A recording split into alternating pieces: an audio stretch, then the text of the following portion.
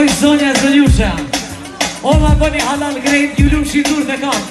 Kënësimat madhe nuk ka kur sho se ju pardoni. Neve djerë s'ka bëta, na shkën s'ka lidhje. Keni një problem vogël me zvushnikat, përshat jo me stresu me bak.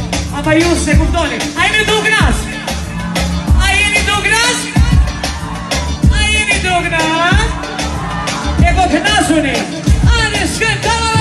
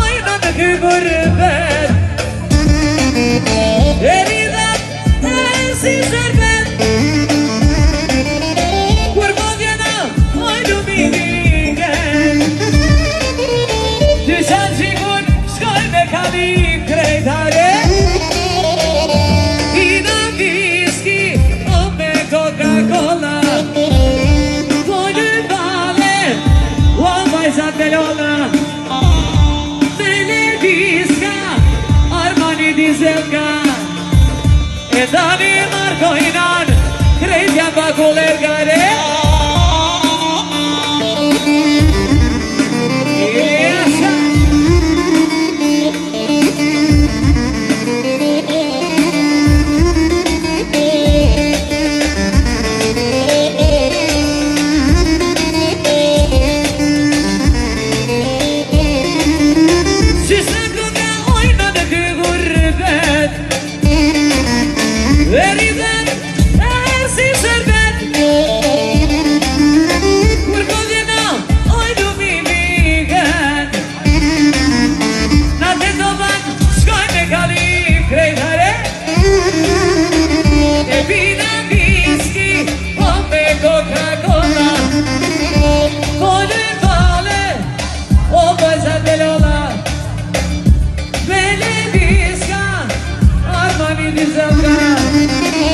E tani